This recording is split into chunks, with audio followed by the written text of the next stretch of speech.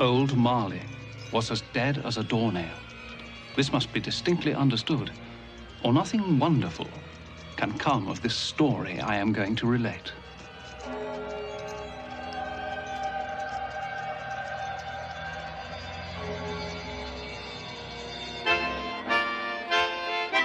Christmas night all Christians sing to hear the news the angels bring. On Christmas night all Christians sing to hear the news the angels bring.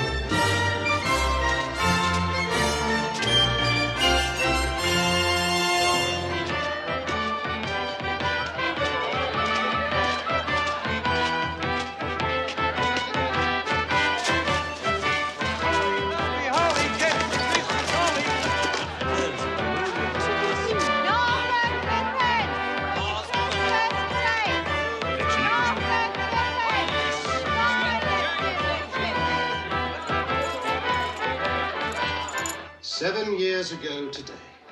What's that you say? Mr. Marley died. 7 years ago this very day. Would it be too much to ask that you return to the work for which I pay you so handsomely? Mr. Cratchit! The fire's gone cold, Mr. Scrooge. Come over here, Mr. Cratchit. What is this? A shirt. And this? A waistcoat. And this? A coat. These are garments, Mr. Cratchit. Garments were invented by the human race's protection against the cold. Once purchased, they may be used indefinitely for the purpose for which they are intended. Coal burns. Coal is momentary, and coal is costly. There will be no more coal burnt in this office today. Is that quite clear, Mr. Cratchit? Yes, sir. Now, please get back to work before I am forced to conclude that your services are no longer required. Yes, sir.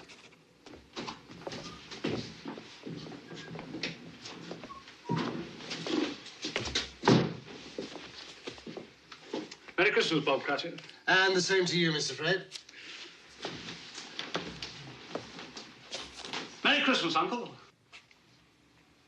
I said, Merry Christmas, Uncle. Humbug. Christmas a humbug, Uncle? Surely you don't mean that. I do. What's Christmas but a time for buying things for which you have no need, no money? Time for finding yourself a year older, not an hour richer. If I could work my will, every idiot who goes about with Merry Christmas on his lips should be boiled in his own pudding and buried with a stake of holly through his heart. Come now, Uncle. Neville, you keep Christmas in your way and let me keep it in mine. Keep it, but you don't keep it. Let me leave it alone, then. Much good it may do you, much good it has done you. There are a great many things from which I might have derived good, from which I have not profited, I dare say. Christmas among the rest. But I've always thought of Christmas time when it comes round as a good time, a kindly, forgiving, charitable time. A time when men and women seem by one consent to open their shut-up hearts freely to their fellow creatures. And so Uncle Lotus never put a scrap of gold or silver into my pocket. I do believe that it has done me good. And I say, God bless it.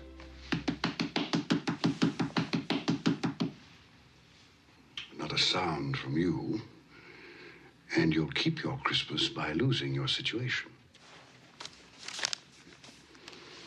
You're quite a powerful speaker, sir. I wonder you don't go into Parliament. Please don't be angry, Uncle. Come, dine with us tomorrow. Dine? I'd see myself in hell for it. It would be a great joy to me. And to my wife. Yes, your wife. I'm told she brought very little to the marriage. A poor girl, I understand. I love her. And she loves me. Love. Good afternoon, nephew. I want nothing from you. I ask nothing of you. Why can't we be friends? You are wasting my time. I'm sorry to find you so resolute. We've never had a quarrel, so far as I know. And so I shall keep my good humor. And wish you a Merry Christmas.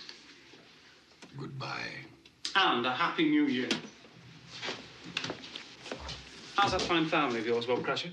Well, sir, all very well. Good. You'll give them my best wishes. Yes, sir, I shall. Thank you for remembering them. Goodbye, Cratchit. Goodbye, sir. And a Merry Christmas. Idiot. And he's made me late to boot. I'm off to the exchange. Don't lock up a moment early. No, sir.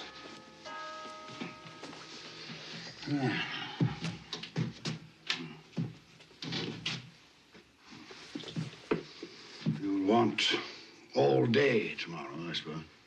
If it's quite convenient, sir. It's not convenient. And it's not fair. If I were to hold back half a crown from your pay for it, you'd think yourself ill-used, I'll be bound. But you don't think me ill-used when I pay a day's wages for no work. Christmas comes but once a year, sir. Poor excuse for picking a man's pocket every 25th of December.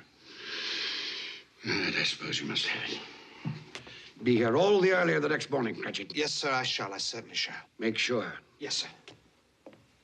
And a Merry Christmas to you, Mr. Scrooge. Humbug. Ah.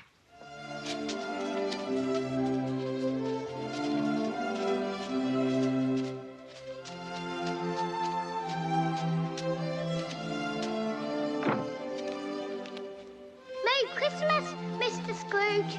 Don't beg on this corner, boy. I'm not begging, sir. I'm Tim Cratchit. I'm waiting for my father. Tim Cratchit, huh? Well, then you'll have a long wait, won't you? Thank you, sir. Humbug.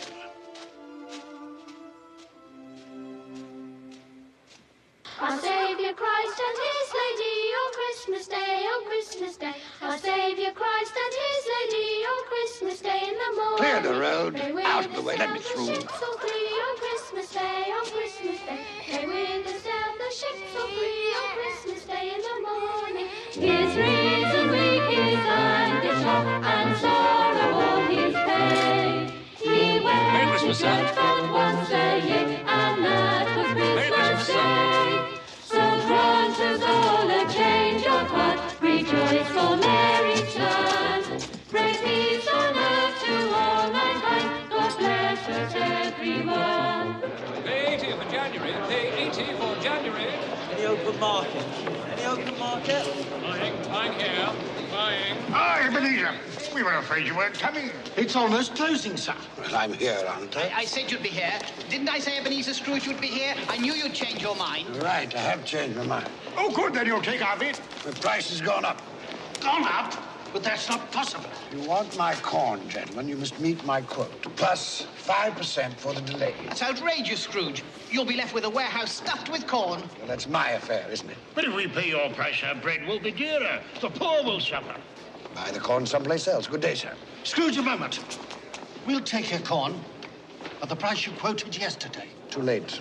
If you wait until tomorrow, it'll cost you another 5%. Damn it, Scrooge, it's not fair. No, but it's business. I'll give you a moment to make up your minds.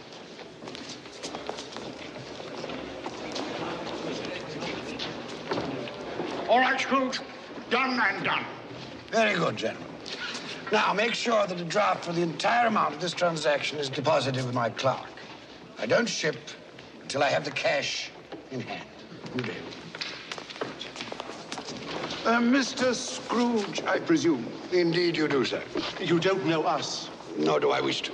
My name is Poole, and this is Mr. Hackett. Excellent. Now, if you'll allow me to pass. Let me explain, sir. At this festive season of the year, it seems desirable that those of us with means should make some slight provision for the poor and destitute who suffer greatly at this time. Provision? Are you seeking money from me, then? Many thousands are in want of common necessaries. Hundreds of thousands are in want of common comforts. Are there no prisons? Plenty of prisons. The workhouses, they still in operation? They are. I wish I could say they were not. The treadmill, the poorhouses, still in full vigor? All very busy, sir. I was afraid from what you said that something had stopped them in full force. A few of us are endeavoring to raise a fund to buy the poor some meat and drink and food and warmth. What can we put you down for, sir? Nothing.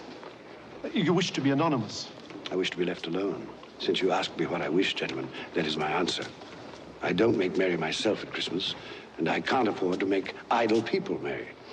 My taxes help to support the public institutions which I have mentioned, and they cost enough.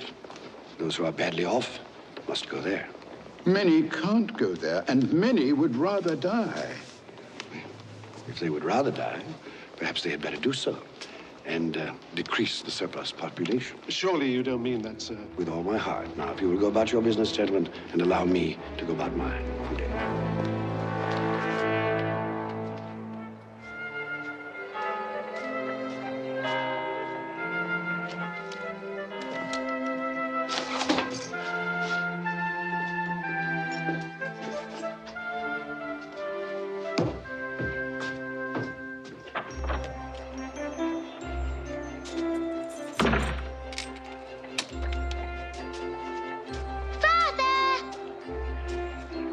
Tim, you must be frozen. I'm all right now. Could we go home by Cornhill and watch the boys and girls play in the snow? Of course we can. Tim, I'm to have the whole day off tomorrow. We'll be together, the whole family, for the entire day. Hurrah for Christmas, the best day of the year. Each stroke will tell that in his heart and gold in all his days. His reason weak, his anguish shock, and sorrow all his pain. Sing well to church bells are ringing, and Look, They're having such fun, Father. Where are you? Go and get it, boy. you'll be there one day, playing with the other children. I'm quite sure I will. I feel I'm getting stronger every day.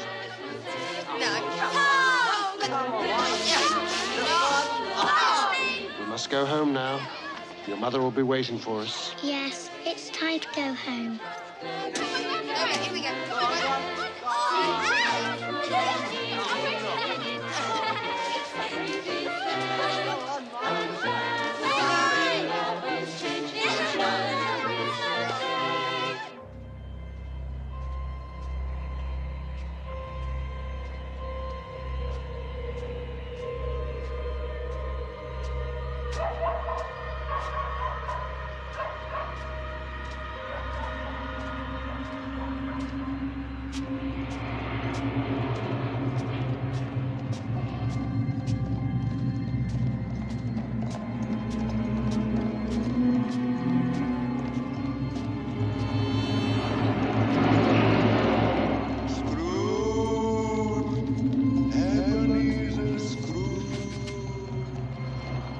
Calling me.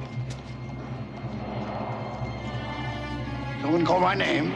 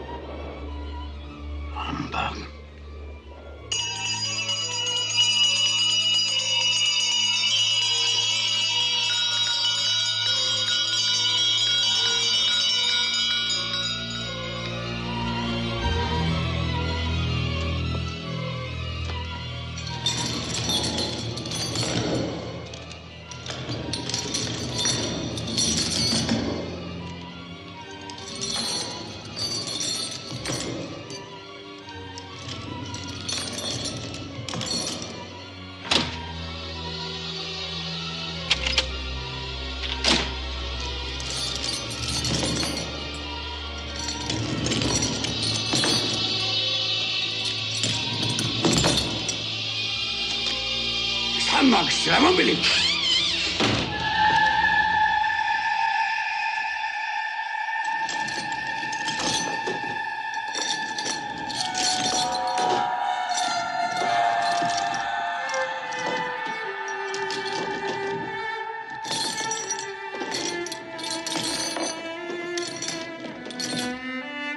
What do you want with me?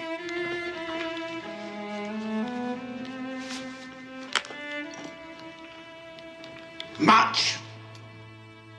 Who are you? Ask me who I was. You're particular for a ghost. Who are you, then? In life, I was your partner, Jacob Marley.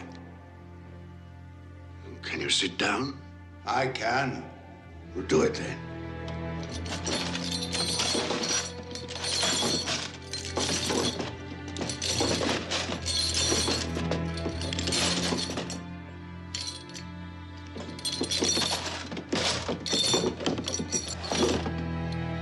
You don't believe in me. I don't. What evidence would you have of my reality beyond that of your own senses? I don't know. Why do you doubt your senses? Because a little thing affects them, a slight disorder of the stomach. There might be a bit of bad beef, a blot of mustard, a fragment of an underdone potato. There's more of gravy than of grave about you, whatever you are. Humbug, I tell you, humbug!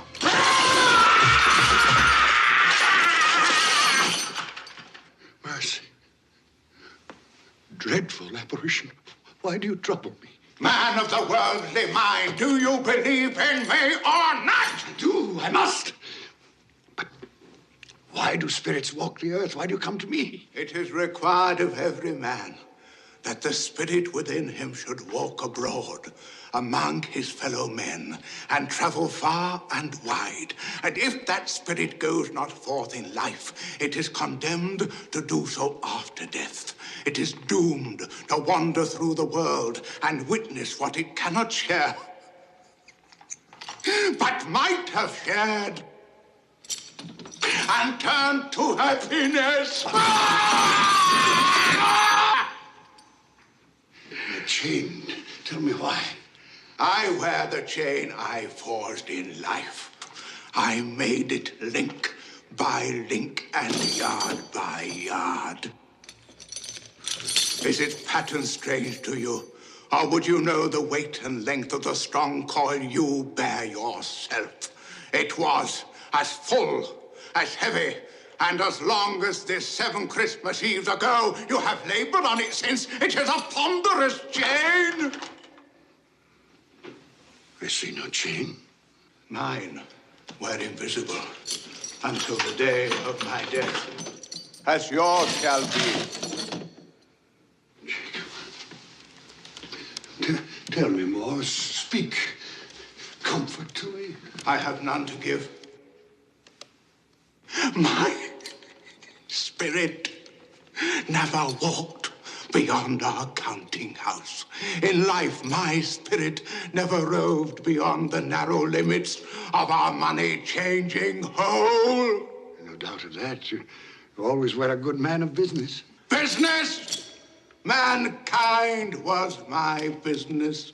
The common welfare was my business. Charity, mercy, forbearance, and benevolence were all my business. The dealings of my trade were but a drop of water in the comprehensive ocean of my business. I'm sorry for you, Jacob. Is there anything I can do for you? For me? Nay, it is too late. But I have come for your sake, Ebenezer. Have you? Well, you always were a good friend. As part of my penance, I have been sent to warn you. And so you have? And to offer you a hope and chance of escaping my fate. You will be haunted by 3 spirits. 3 spirits? Is that the chance and hope you mentioned? It is. Well, in that case, I think I'd rather not. Expect the first tonight when the bell tolls 1. Couldn't they all come at the same time, Jacob, and have it over? Expect the 2nd on the stroke of 2. The 3rd, more mercurial, shall appear in his own good time.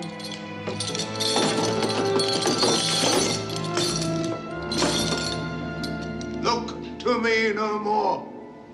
Look, that you may remember what has passed between us.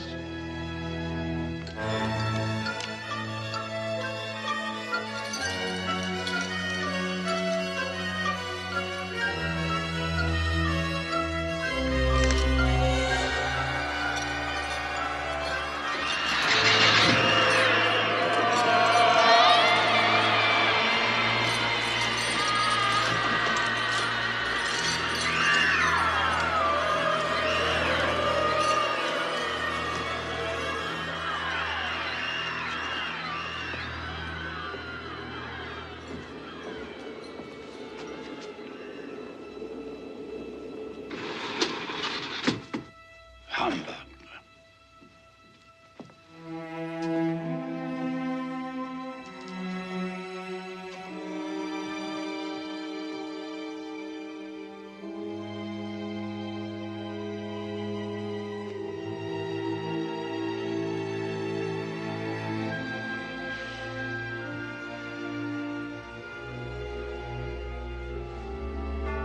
Something I ate.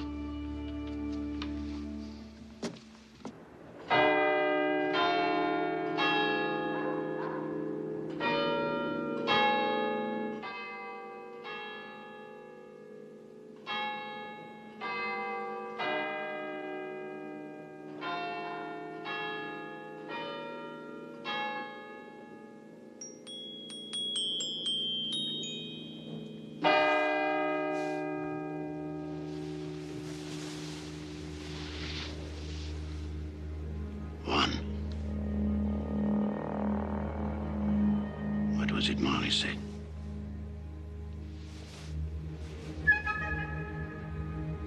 Nothing. Just a dream, then.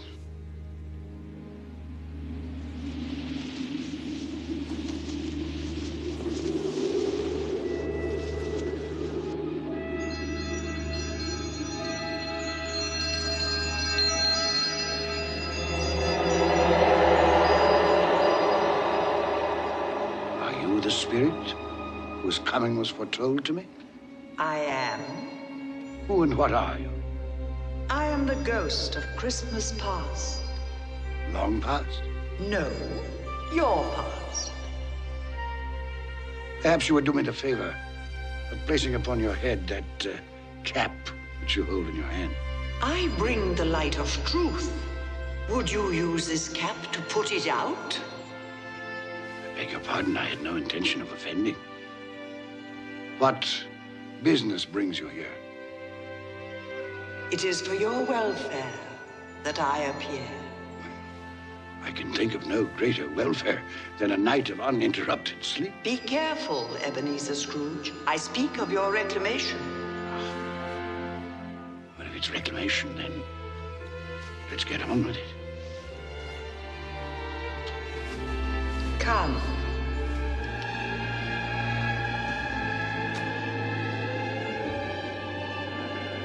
We shall be invisible and silent as the grave. You will now see a child, a youth. You will see yourself, Ebenezer.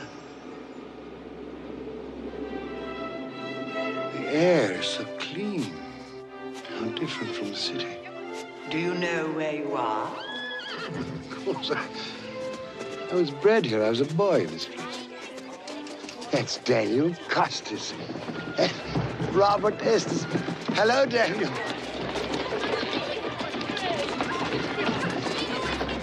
The big one there, that's David Tyler. David, look here, it's Ebenezer. I told you, Ebenezer. They can't hear you. How happy they all seem. That's right, they do. Yes, well, it's time to move on. Come along, Ebenezer. You know the way. I could walk it blindfolded. Your school. I remember. And it's Christmas Day. There's a boy in there, neglected. The boy is deserted by his friends and his family. His mother is dead. His father holds him a grudge. Why does his father hold him a grudge? She died in childbirth. His birth. Weep for the boy, if the tears will come. He has his friends, even on this day.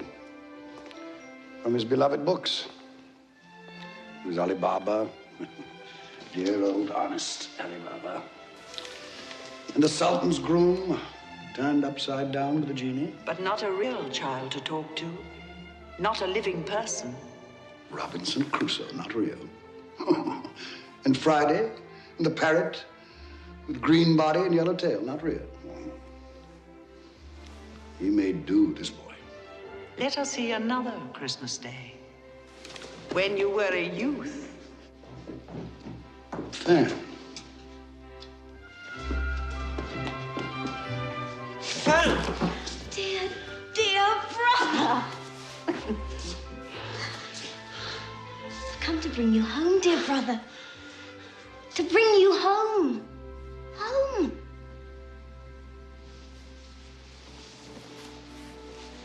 Home, little fan. Yes. Home for good and all. Father's much kinder than he used to be. He spoke to me so gently one dear night that I was not afraid to ask once more if you might come home. And he said, yes, you should. And sent me in a coach to bring you.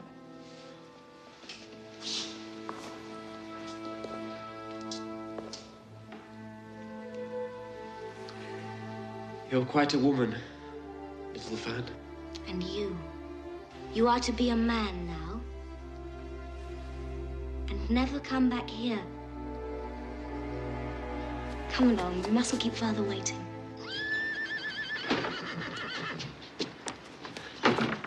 Father! There, boy, there. Stand still now. Let me look at you. They haven't been overfeeding you, that's certain. I've grown, I think. Yes, most boys do. Fan has told you won't be moving back here. Yes, sir. It's time you made your way in the world. I've arranged an apprenticeship for you. You'll move into Mr. Fezziwig's establishment in 3 days' time. 3 days, Father. I'd hoped we'd have my brother home for longer.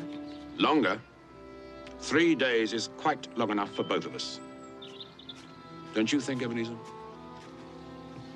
Yes, sir. Quite long enough. You finished back there? All safe and secure, sir. Into the carriage, Fan. On our way. Into the carriage, boy.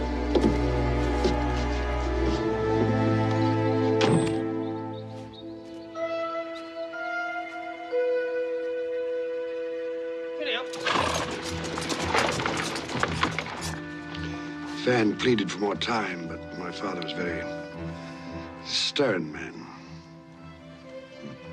Fan. She died a young woman. She had such a generous nature. Yes, too young. Old enough to bear a child. One son. Fred, your nephew, Fred Hollowell, yes. who bears a strong resemblance to your sister. Does he? I never noticed. You never noticed? I'm beginning to think you've gone through life with your eyes closed. Open them. Open them wide.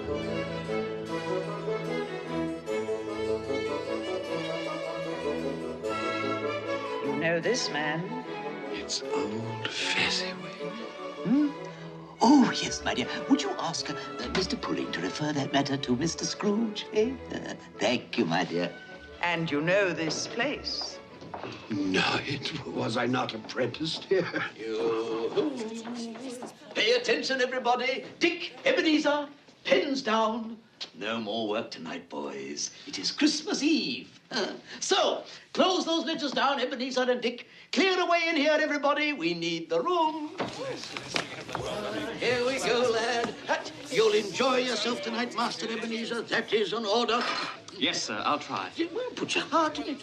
You put enough of yourself into your work, and I have nothing but praise for the way you've discharged your duties. But you're young, eh? There's more to life than bolts of cloth and musty old ledgers, eh?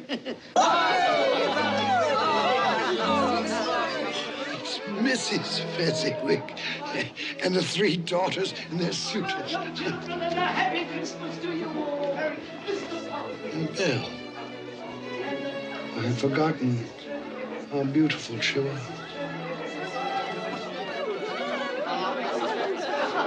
Hello, Belle. Hello.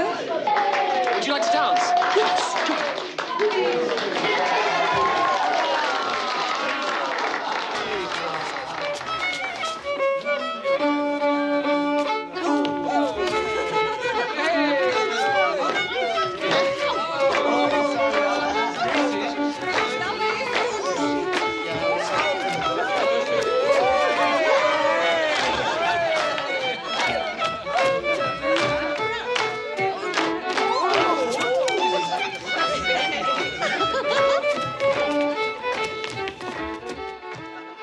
How long since you danced, Ebenezer? Waste of time, dancing. You didn't think so then? There was a reason then. There's been a change in you since your come to Fezziwig's. You were so gloomy. Oh, I think I should warn you, Miss Bell. I am of a serious bent of mind. I consider seriousness to be an admirable trait of character, but it can be overdone. I should take heed of your advice, ma'am, and go through life with a grin on my face.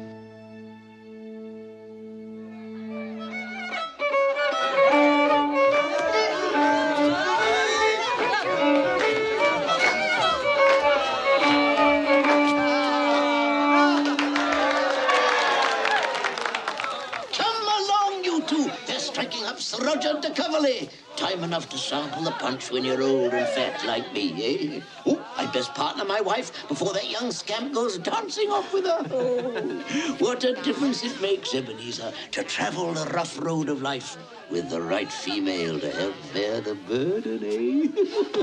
What a lucky man I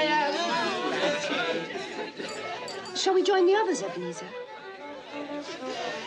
My pleasure, Miss Bell.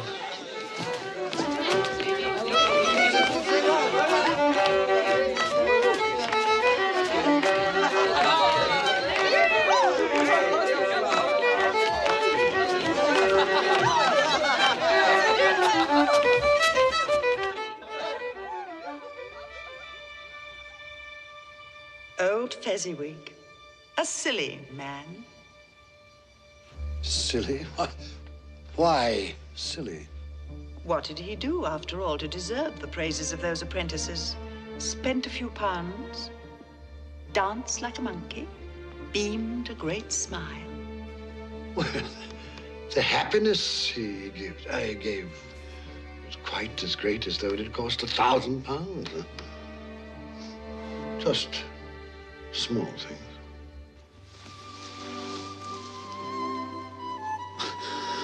Belle? Are you in love, Ebenezer? The thought had occurred to me. She's too good for you. One day, when I've made my fortune, then I'll deserve her. It was a night never to be forgotten. Never. But you did forget, often. No? Look, another Christmas Eve, delayed by the pressure of business. Do you remember? No.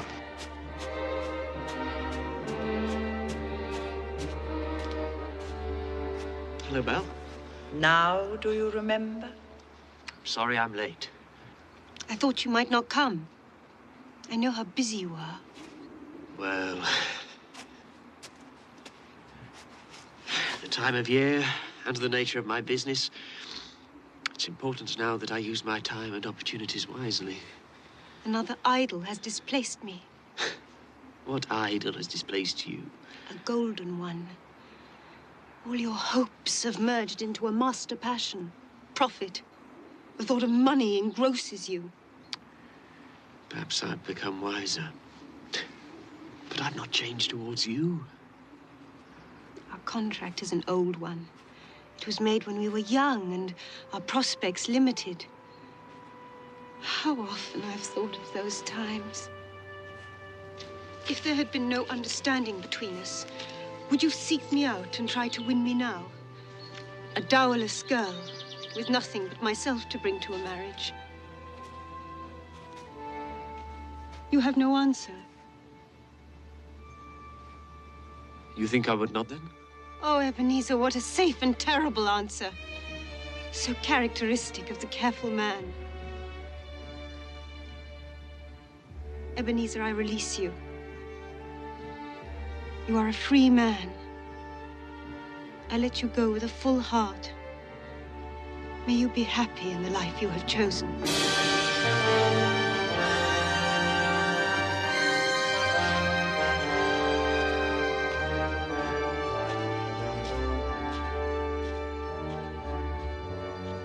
I almost went after her. Almost carries no weight, especially in matters of the heart. And you did have a heart, didn't you, Ebenezer? Why didn't you follow her? Upon his death, my father left me a small inheritance. Belle wished to be married, insisting that we could get along on very little. But I wanted something more for both of us. So I lent out that money, laid the foundations for financial success, which I have achieved, I may add. Congratulations. Well, thank you not to sneer. Spirit, show me no more. Conduct me home. You have explained what you gained. Now I will show you what you have lost. Belle. Yes, Belle. And those are her children. Oh, darling, he's wonderful, isn't he? Oh, Lord, what a brood.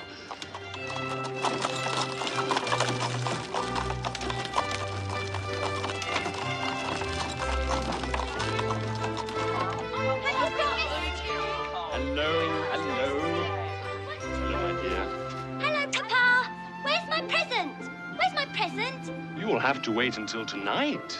All of you. Presents on Christmas Eve, as usual. Fancy. It might have been mine. The same thought occurred to me. I saw an old friend of yours in the city this afternoon. Who was it? Guess. I can't. I don't know. Ebenezer Scrooge. Mr. Scrooge it was. I passed his office window and it was not shuttered. He had a single candle lit upon his desk. His partner, Jacob Marley, lies on the point of death, I hear. And there he sat, Ebenezer Scrooge, alone. Quite alone in the world, I do believe.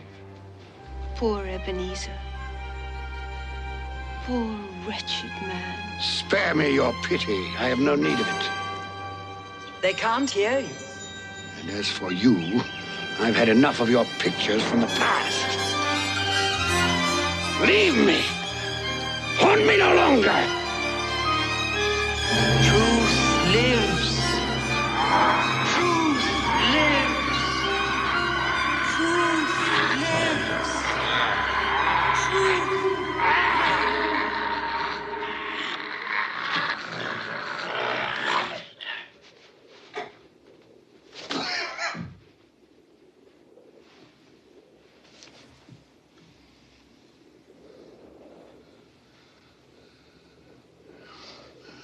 A nightmare.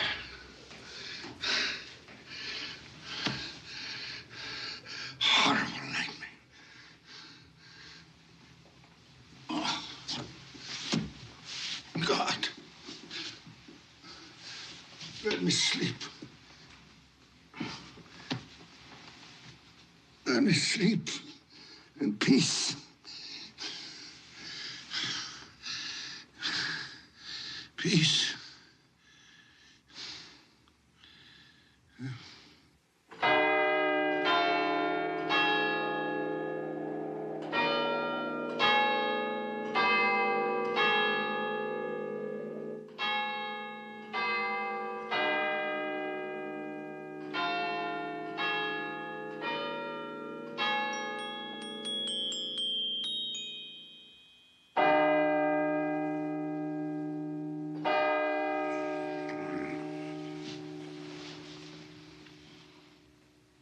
too.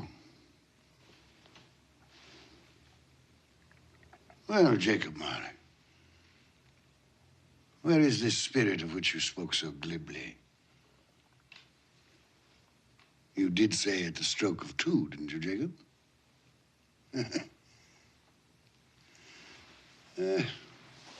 Mistaken in death, as you were in life, old partner.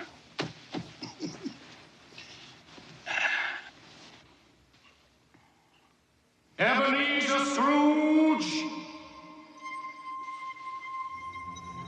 Ebenezer Scrooge!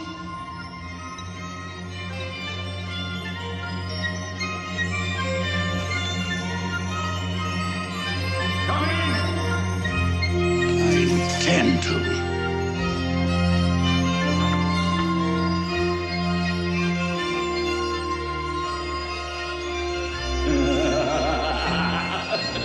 Come in and know me better, man.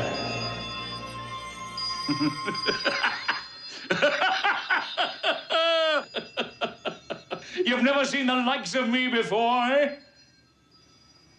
It's quite true, I have not. You never walked forth with any of the younger members of my family? No, not that I remember.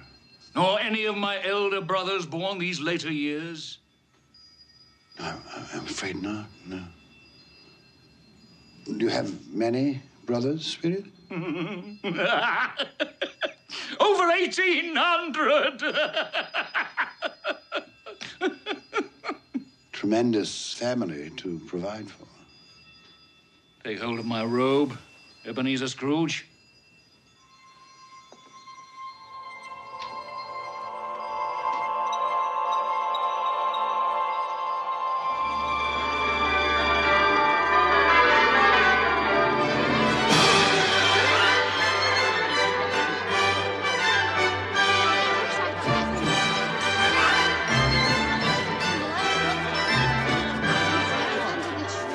What day is it now?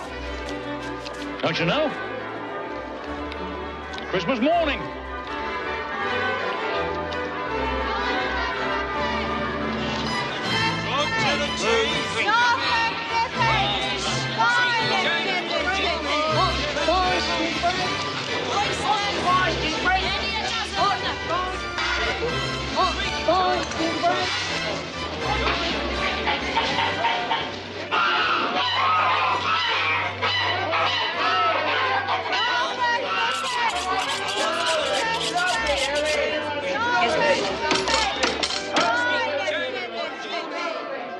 There's a lot of buying, isn't there? Oh, Ebenezer, is that all you can see? Follow me, and I'll show you to what good use these wares can be put. Is there some peculiar power which emanates from your torch? Oh, yes. There is.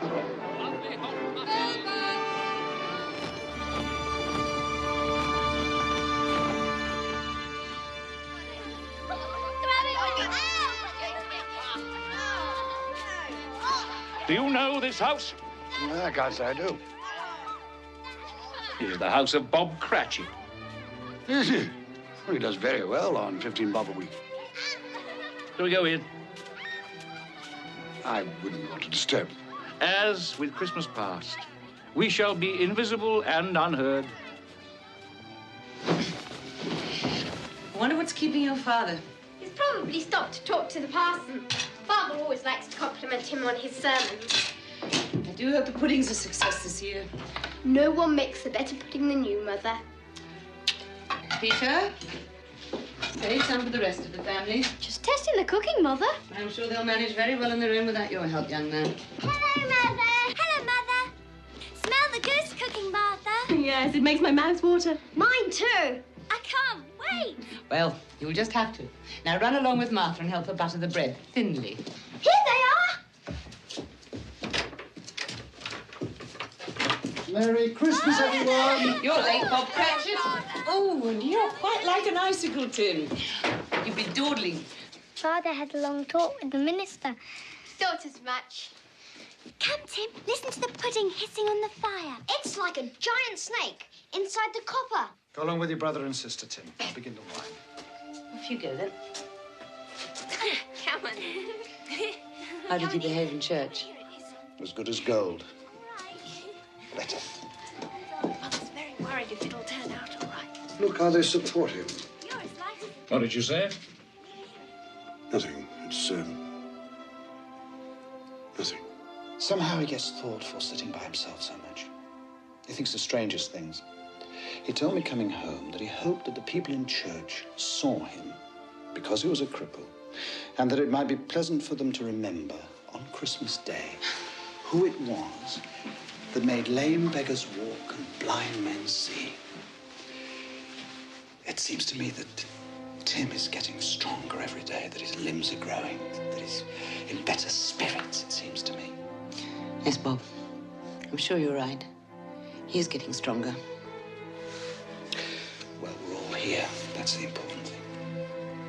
Belinda, help me with the goose. Yes, Mother.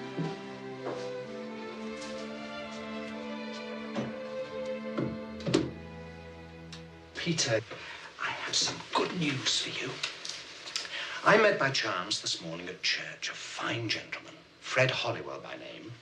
He's a nephew of our own Mr. Scrooge, and he remembered that I have a son coming of working age, and he told me that he had a position open starting at 3 shillings and 6pence every week. 3 shillings and 6pence every week?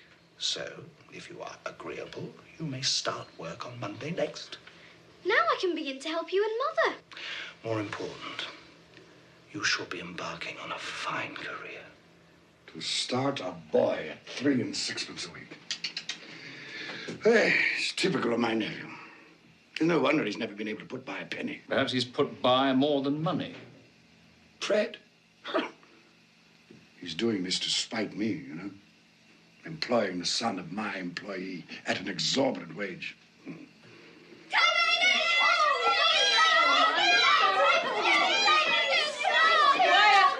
Quiet, children, quiet.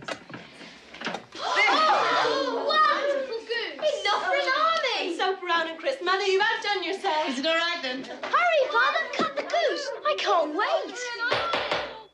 Haven't we forgotten something? Lord, we thank you for the bounty you have placed before us. We thank you for this day of love and joy. We thank you for allowing us to be together, to share with each other and with you the fullness of our hearts on this special day. Amen. Amen. Amen. Amen. What? You say something? No. Oh, I thought I heard you. No, I said nothing.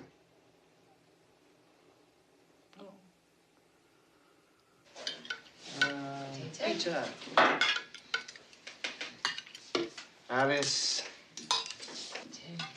Linda. Potato, Alice? A very small goose.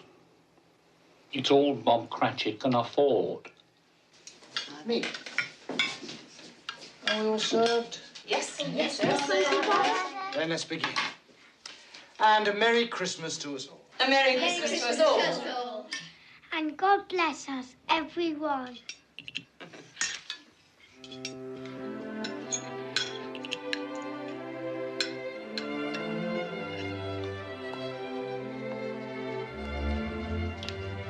Tell me, Spirit, will he live? I see a vacant place at this table. I see a crutch without an owner, carefully preserved. If these shadows remain unaltered by the future, the child will die. No, say he will be spared. If these shadows remain unaltered by the future, none other of my species will find him here. But if he is to die, then let him die, and decrease the surplus population. You use my own words against me. So perhaps in the future you will hold your tongue until you have discovered what the surplus population is and where it is. It may well be that in the sight of heaven you are more worthless and less fit to live than millions like this poor man's child.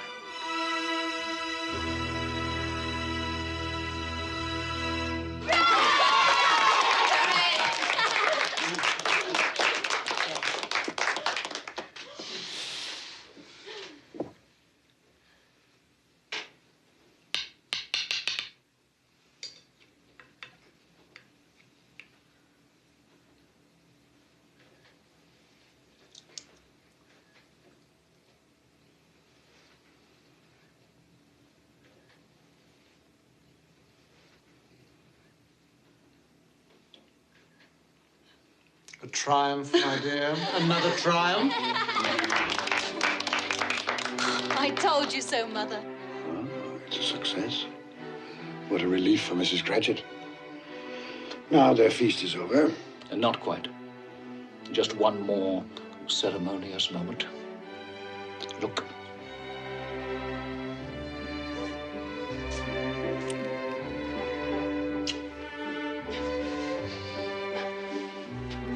Now, I would like to propose a toast to Mr. Ebenezer Scrooge, the founder of our feast. Mr. Scrooge.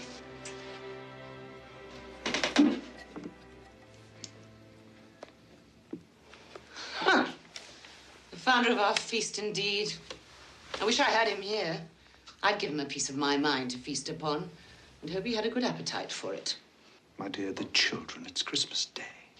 It should be Christmas Day, when one would drink the health of such a stingy, odious, mean, hard, unfeeling man as Mr. Ebenezer Scrooge. My dear, have some charity.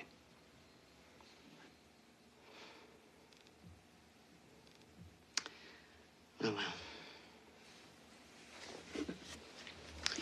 I'll drink his health, for your sake, and the day's sake, but not for his.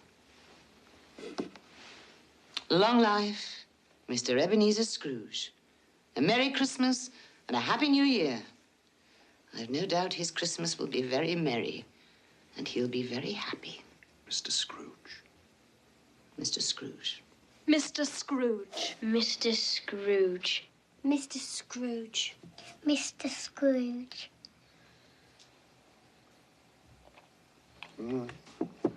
He's made a point, Bob Cratchit has. Without me, there would be no feast, no goose at all. My head for business has furnished him employment. Is that all you've learned by observing this family on Christmas Day? All? No, not all, but one must speak up for oneself, for one's life. Oh, here it is. Here we come, a-wassailing among the leaves so green. Here we come, a-wandering so fair to be seen. Love and joy come to you, and a Merry Christmas too. And God bless you and send you a Happy New Year. We have some time left. Take my robe. Love and joy come to you, and a Merry Christmas too. And God bless you and send you a Happy New Year.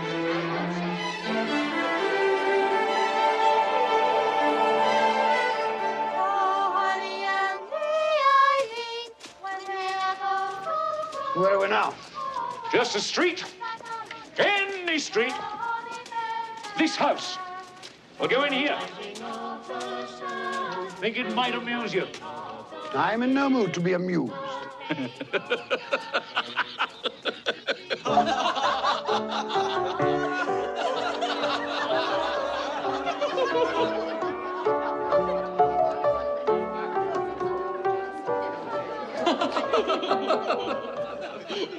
Dear husband, do you find my playing so amusing? Oh, I'm sorry, my love. I was thinking of his face yesterday. Humbug, he said. Humbug. He said that Christmas was a humbug.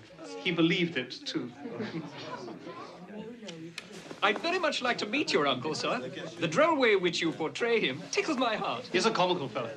But not so pleasant as he might be. His offences carry their own punishment. Dear brother-in-law, it's said he's very rich. Yes, well, that is very true. But his wealth is of no use to him. He doesn't do any good with it. He doesn't even make himself comfortable with it. You must squander it. That's what you mean by comfortable. You mustn't argue with those we visit. It's useless and even tactless. Tact is a quality I despise.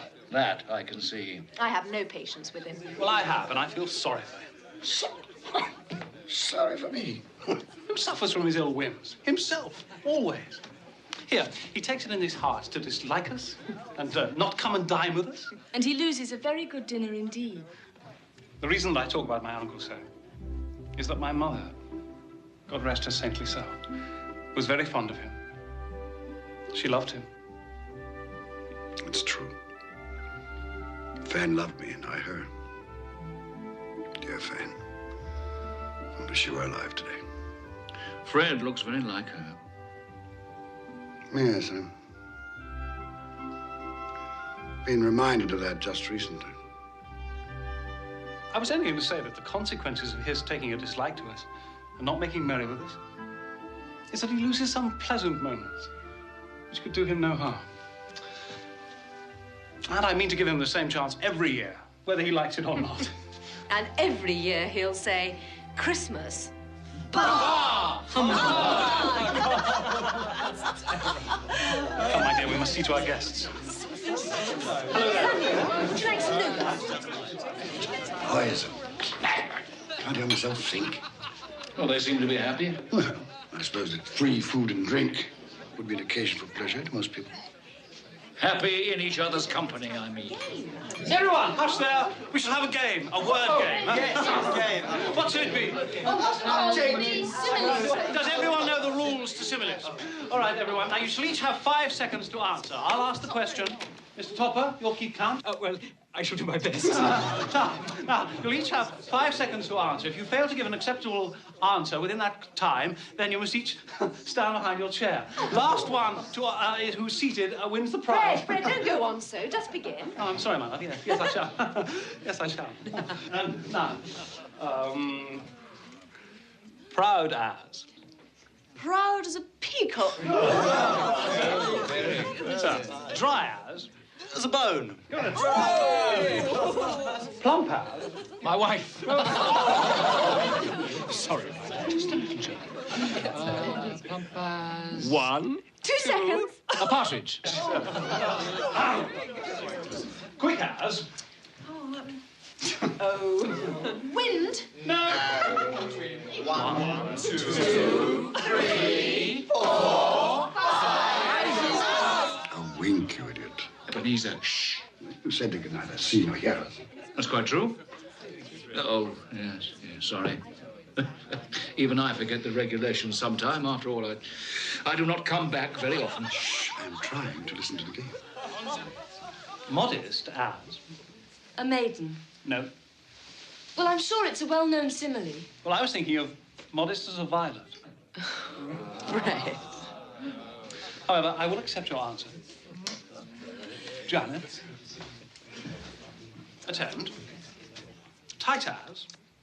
Tight as... A drum. Anyone knows that.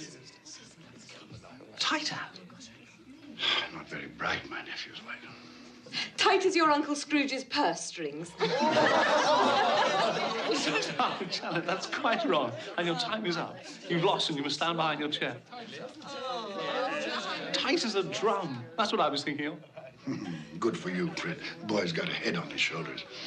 And as for the laughter at my expense, Spirit, I'm inclined to overlook it in view of the general gaiety of the evening. It is now time to leave this pleasant scene. We have one more visit to make before my time is done. Take hold of my robe. Sly as. A fox! Yes.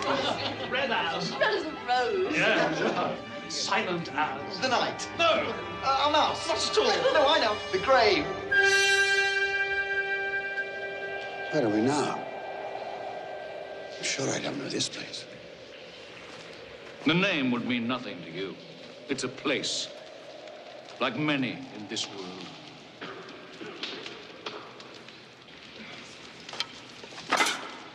Do we have enough wood for the night?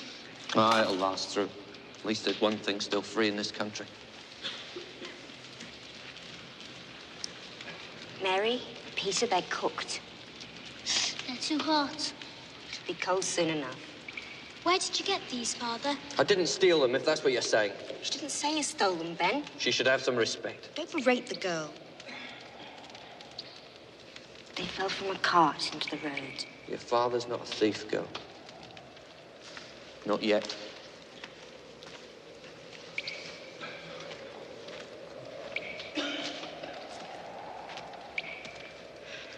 Why are these people out here? Men and women in rags, children eating scraps. They're institutions. Have you visited any of them, these institutions you speak of? No, I'm taxed for them. Isn't that enough? Is it?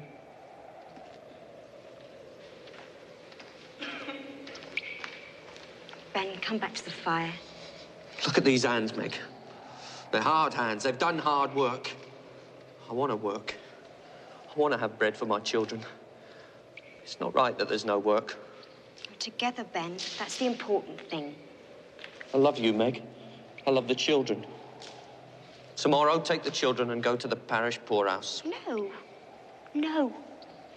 I'd rather we all drowned in the river than go to one of those places and be separated forever. Until I get work. No. Ben, we're a family. We stay together. Come. Come back to the fire. Come.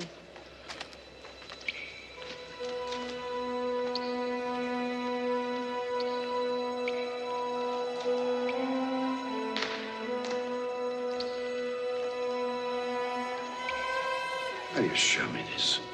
What has it to do with me? Are they not of the human race? Look here, beneath my robe.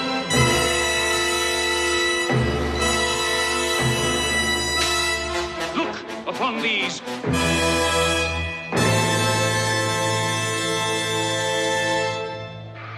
What are they?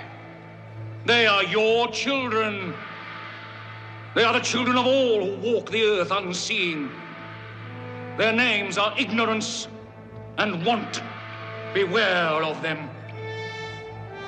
For upon their brow is written the word doom. They spell the downfall of you and all who deny their existence. Have they no refuge, no resource? Are there no workhouses? Are there no prisons?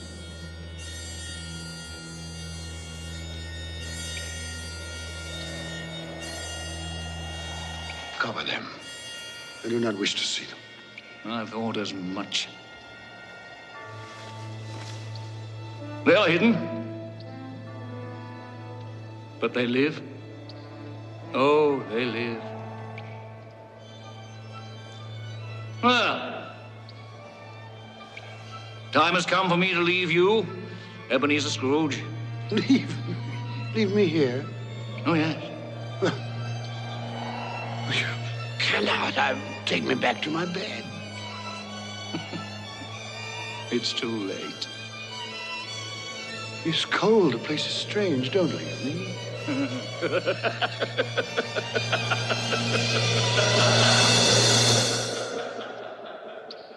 Spirit, come back. I wish to talk.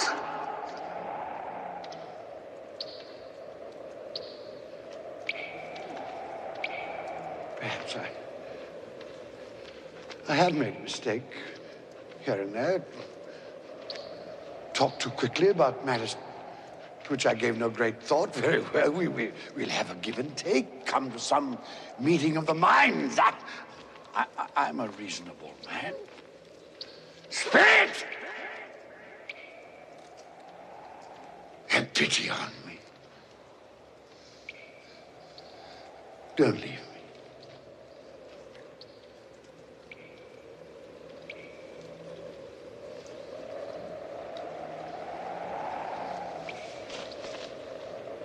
What have I done to be abandoned like this? What?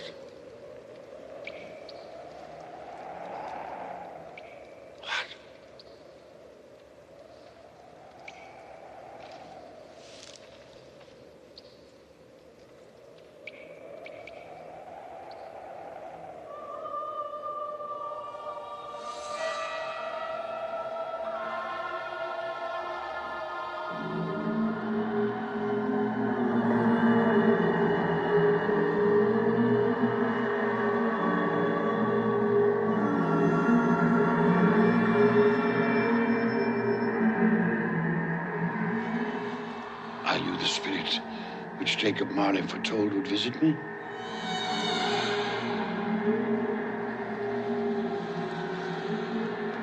And I am in the presence of the ghost of Christmas yet to come, am I not?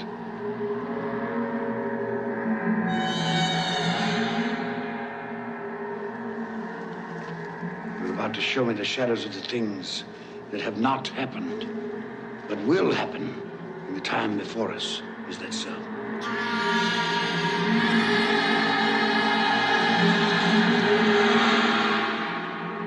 I fear you more than any specter I have seen.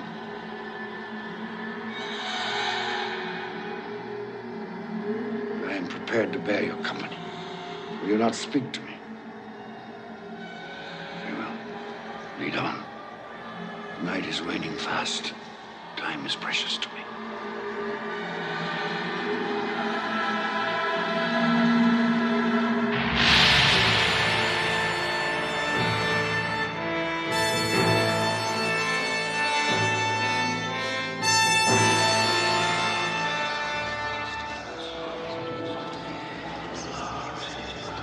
This place, I know it very well. The exchange, it's like a second home to me.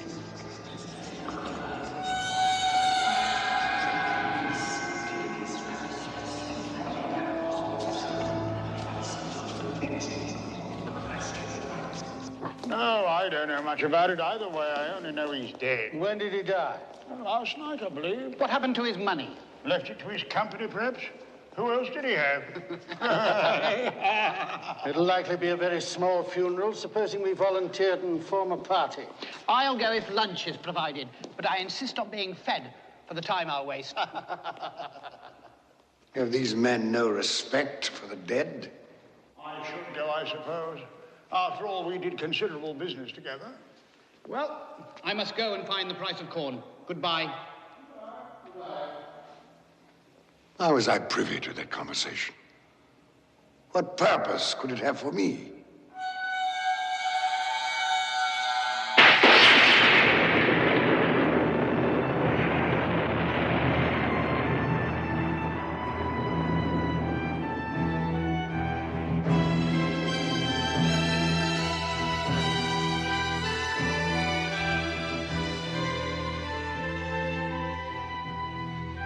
Merciful heavens, what is this?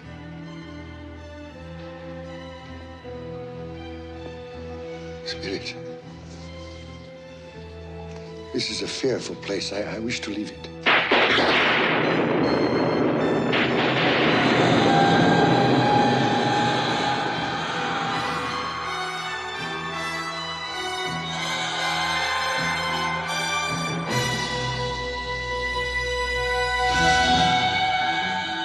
No, I will not. This you cannot make me do. I say I understand you. That is sufficient to the moment. Furthermore, there must be someone in this city who feels some emotion because of this man's death. I demand to see that person.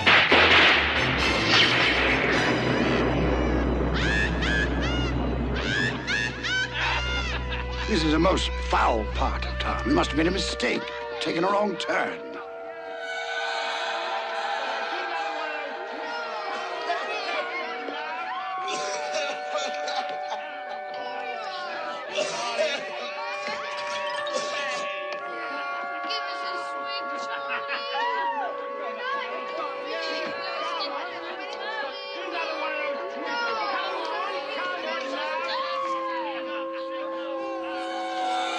In there? I have no business to transact in there.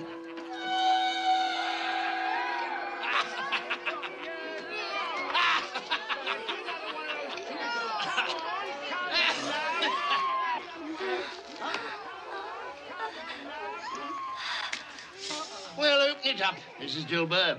Am I to pay you for goods I haven't seen? You'll not ask me how I came by these.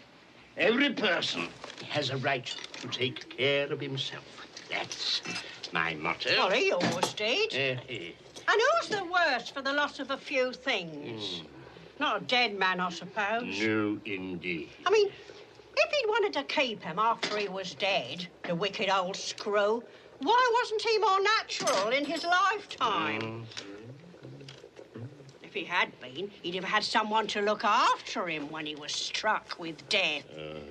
Instead of lying there, gasping out his last, alone, by himself.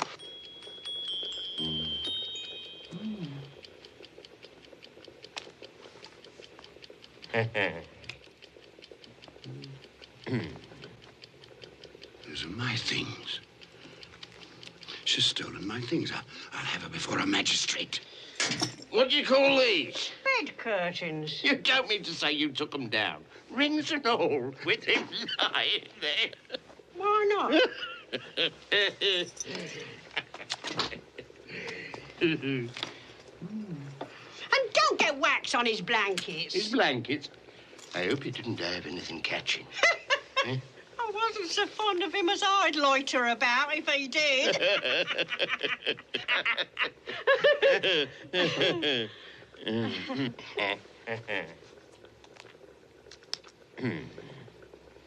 Well, what's your offer then? 4, 6, 5, 3, 6, 2, 4.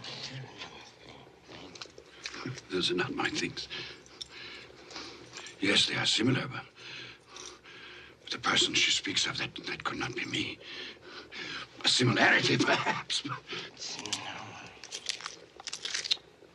£1, 5 and 3. Not a penny more if I was to be boiled for it. You're hardened, Joe, and no mistake. I'm always kind to the ladies. That's the way I ruin myself.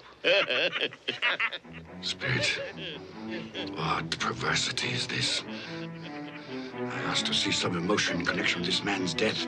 You show me only greed and avarice. Let me see some tenderness, some depth of feeling.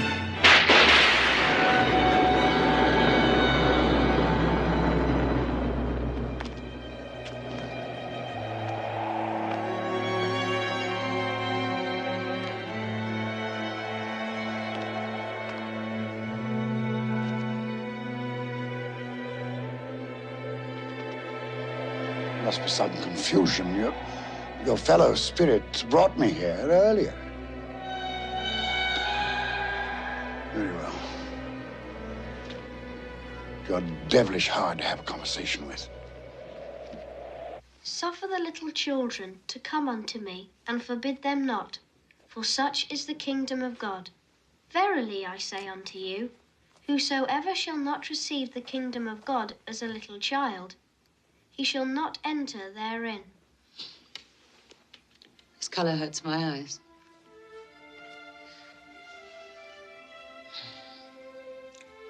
It's better now. This work makes my eyes red. And I wouldn't show red eyes to your father when he comes home. Not for the world. It must be nearly his time. Past it, rather. I think he walks slower than he used to these last few evenings, Mother. Yet I've seen him walk home with Tiny Tim on his shoulders very fast indeed. And so have I. And so have I. And so have I. But he was very light to carry. And your father loved him so that there was no trouble. No trouble. There is your father now. Hello, Father.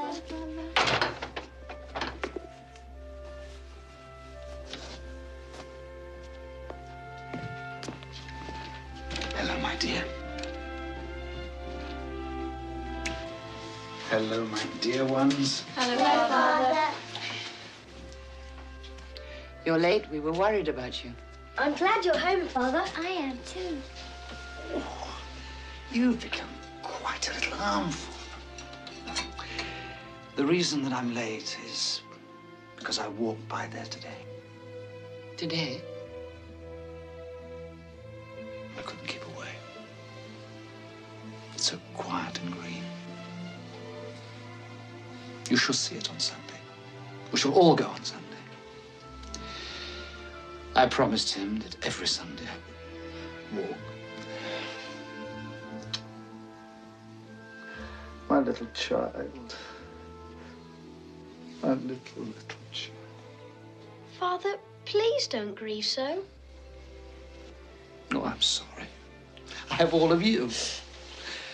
A blessing to be thankful for. Do you know who I saw in the street today? Mr. Scrooge's nephew, Fred. And he greeted me in his usual cheerful way. And he saw that I was a little sad. He asked me what was distressing me. And when I told him, he said that he was heartily sorry for it. And, Robert, Tim is part of all of us. And for his sake, we must go on living. So long as we love one another, he will always be alive. Yes, of course, my dear.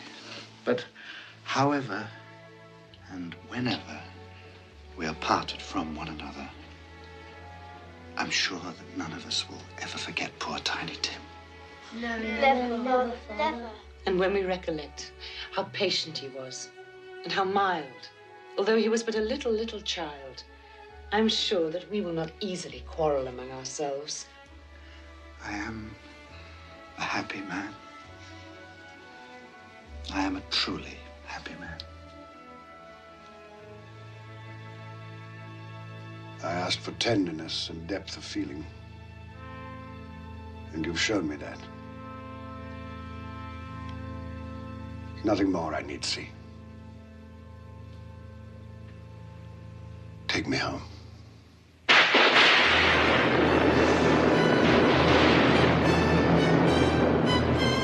What is this? I thought we had agreed that you would transport me home.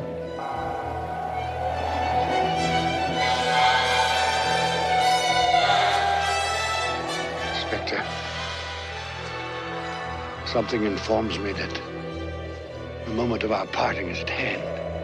I know it, but I know not how. Tell me, what man was that whom we saw lying dead?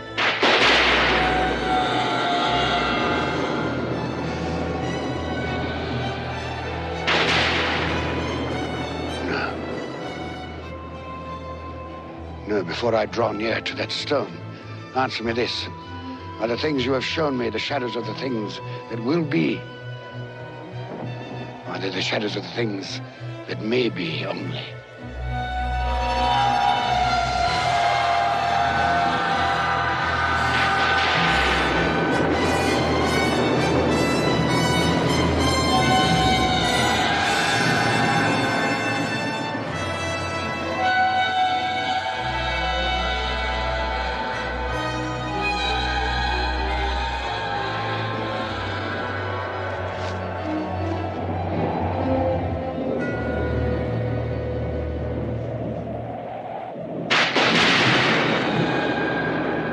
Men's courses will foreshadow certain ends. I accept that.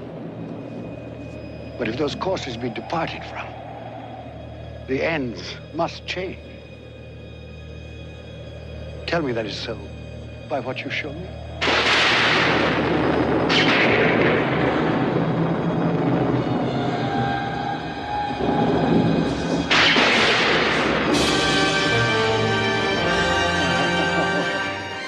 Dear me, I am not the man I was. I will not be the man I must have been but for this visitation. Why show me this if I am past all hope? Good Spirit, your nature intercedes for me and pities me. Say that I may change these things by an altered life. I will honor Christmas in my heart and try to keep it all the year. I will live in the past, present, and the future. The spirits of all three shall strive within me. I will not shut out the lessons that they teach. Tell me. Tell me that I may sponge away the writing on this stone. Spare me. Spare me.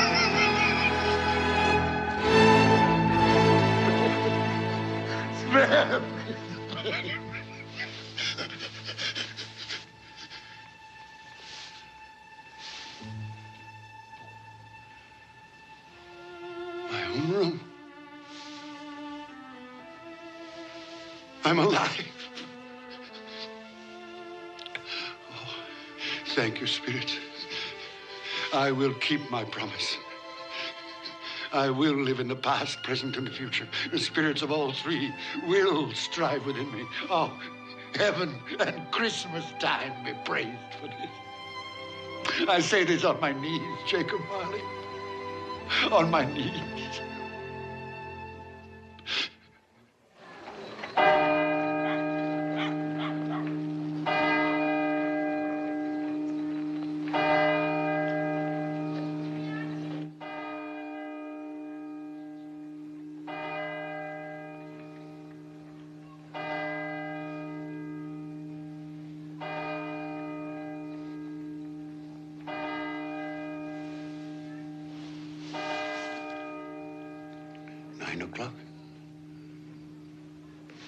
And daylight.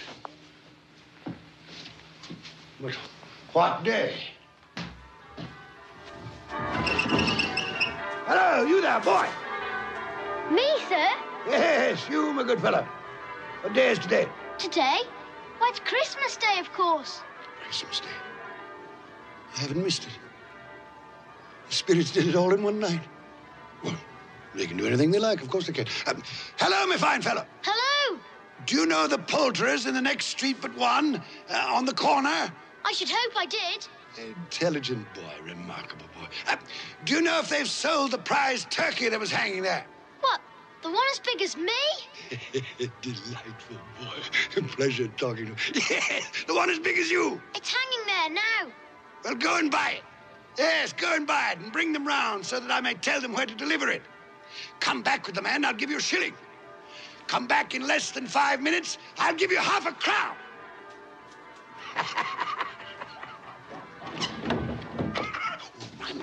I must dress myself. So much to do. I don't want to lose any time.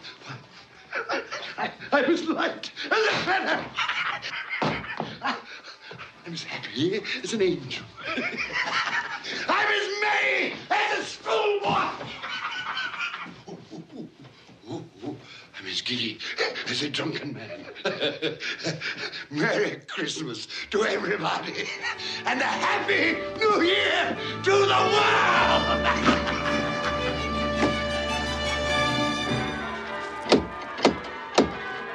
If this be a prank, boy, I'll box your ears. He was in that window. I swear it. Oh, there you are. This boy here says you wish to purchase this turkey here. Yes, quite right. Here's your half-crown for a service well rendered. Thank you, sir. Splendid boy. Now, here is an address and the price of the turkey. You'll take this fine bird to Bob Cratchit in Camden Town. The directions are all written down. You leave immediately this very moment. Yes, sir. You'll say only that it comes from a friend. And it must be there in time for Christmas dinner. It will be, sir. Good fellow. Here's a little something for your trouble. Oh, thank you, sir. Ah, here. Not to offer you. Thank you, sir. Merry Christmas. Wonderful day.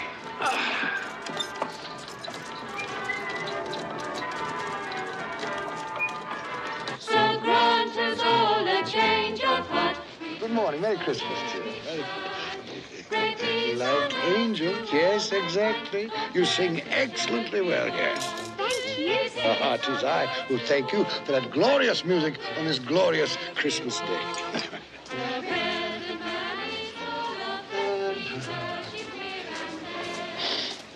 Good morning, gentlemen.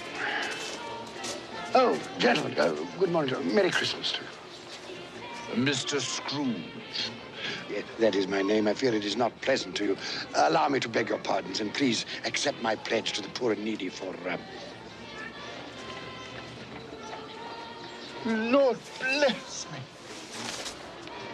My dear Mr. Scrooge, are you quite serious? If you please, and not a farthing less. There are a great many back payments included in that, I assure you. What can I say to such generosity? Don't say anything. But dear sir... Will you come and see me? We will. Oh, we will indeed. I'm very much obliged. Thank you 50 times. Thank you, sir. Bless you. Thank you. The orphanage shows me right.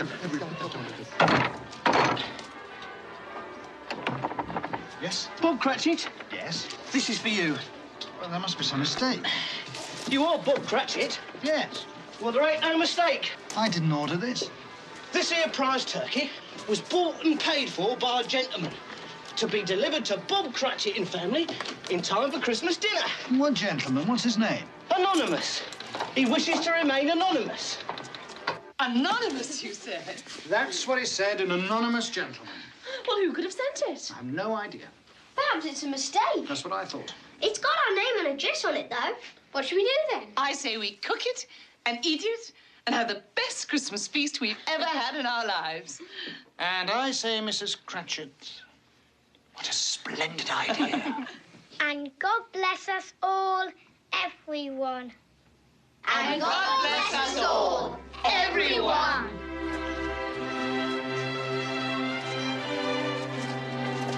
Merry Christmas, sir. Merry Christmas.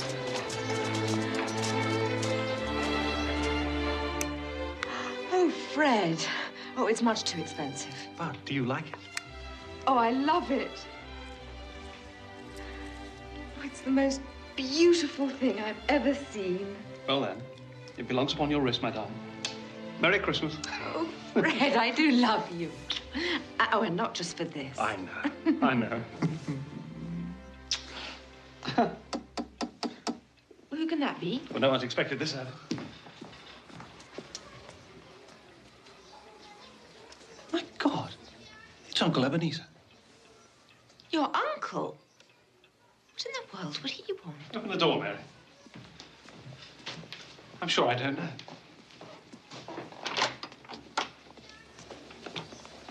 Fred, Uncle Ebenezer. may I come in? Yes, come in. Please. Thank you. Do come in. Good afternoon, madam. Merry Christmas to you. Merry Christmas to you. Oh, Uncle Ebenezer. This is my wife, Janet. Janet, this is Uncle Ebenezer. It's a pleasure. More like a surprise, wouldn't you say? Well, that, too. Well, that's quite true. Quite honestly, it is a surprise. When we spoke yesterday, you made it quite clear, it seemed to me, at least, that you had no intention of accepting my annual invitation. I made other things clear, too, didn't I, Fred? That Christmas was a humbug, a waste of time and money. A false and commercial festival, devoutly to be ignored. Yes, basically that was it. Well, I've come for 3 reasons. First, to beg your pardon for the things I said about Christmas. That was a humbug, Fred. Was it? I didn't know it then, but I know it now. Secondly, I've come to meet your wife. Well, here she is. Yes. And a very beautiful woman she is, too. Thank you.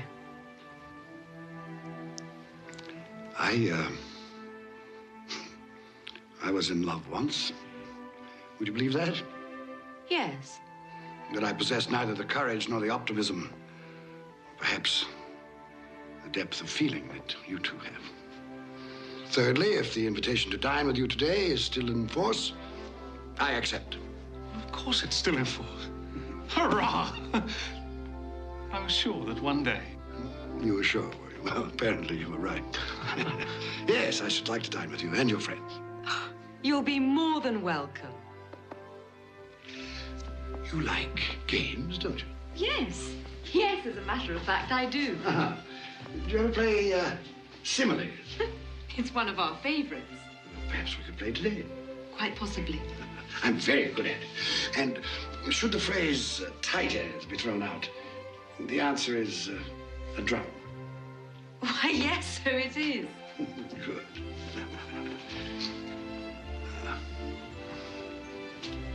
You'll forgive me for saying this, but I see the shadow of my sister in your face. I loved your mother, Fred. For a time there, I forgot just how much I loved her. Perhaps I chose to forget. Well, now, if it isn't too much trouble, I should like to sample some of that punch Fortune's famous. Of course. course. You've made us both very happy, Uncle Ebenezer. Have I? Yes. God forgive me for the time I've wasted.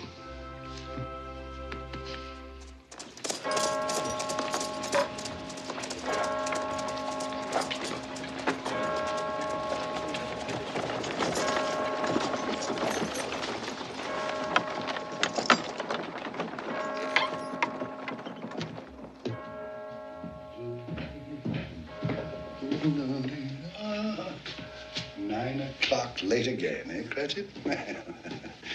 We'll see about this.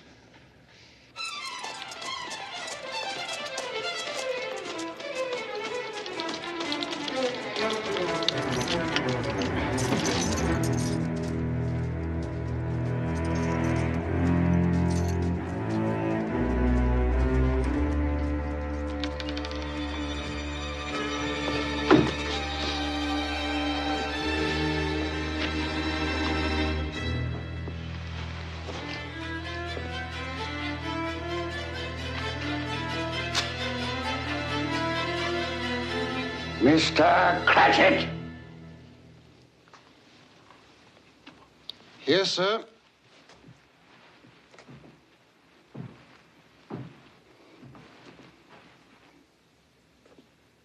Do you know what time it is?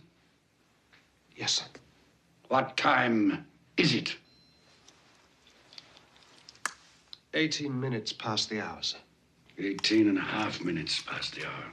What do you mean, coming here this time of day? I'm sorry, sir. I am behind my time. Yes, I think you are. Step this way, sir, if you will, please. It's only once a year, sir. It shall not be repeated. I was making rather merry yesterday. Well, I'll tell you, my friend, I'm not going to stand for this any longer. Therefore, I am going to double your salary. Double my salary, sir? Yes, Bob.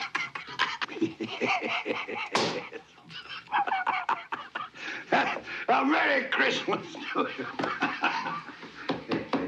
I'll double your salary for a start, and I'll endeavor to assist your family in any way I can. And Tim will walk again, and grow stronger and stronger upon my life, he will.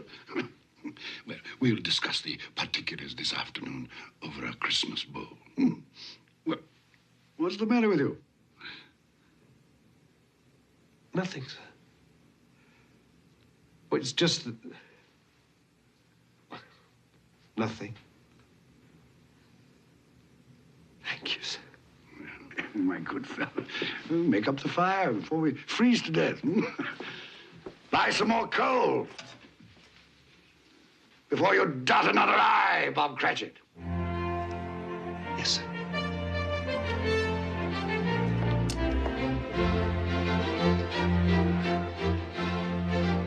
Ebenezer Scrooge was better than his word. He became as good a friend, as good a master, as good a man as the old city knew. And to Tiny Tim, who did not die, he was a second father.